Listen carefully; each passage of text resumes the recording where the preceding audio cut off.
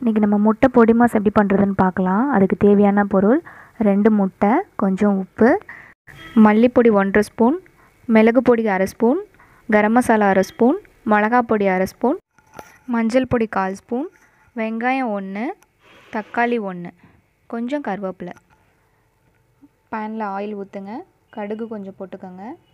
கடுகு பொரிஞ்சதும் வெங்காயம் அதில் சேர்த்துடலாம். இந்த முட்டை பொடி மாஸ் நீங்கள் கடையில் வாங்குகிற டேஸ்ட் அப்படியே உங்களுக்கு கிடைக்கும். நீங்கள் ட்ரை பண்ணி பாருங்கள், கண்டிப்பாக உங்களுக்கு எல்லாத்துக்கும் பிடிக்கும். இப்போ நம்ம தக்காளி சேர்த்துக்கலாம். தக்காளி நல்லா ஃப்ரை பண்ணுங்கள். கொஞ்சம் தண்ணி ஊற்றுங்க. இந்த வெங்காயம் தக்காளி நல்லா வெந்துடும்.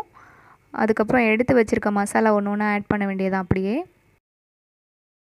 5 மினிட்ஸ் அப்படியே விட்டுருங்க. அந்த மசாலாவோட பச்சை வாசம்லாம் போகட்டும். அதுக்கப்புறம் முட்டையை எடுத்துக்கோங்க. முட்டையை உடைச்சி அதில் ஊற்றிடுங்க. மசாலா எல்லா பக்கமும் படுற மாதிரி கலந்து விட்டுக்கணும். சுவையான முட்டை பொடி மாஸ் ரெடி ஆகிடுச்சுங்க. நீங்களும் ட்ரை பண்ணுங்கள், கமெண்ட் பண்ணுங்கள் எப்படி இருக்குன்னு. பெல் ஐக்கான் டச் பண்ணுங்கள், சேனலை சப்ஸ்கிரைப் பண்ணுங்கள்.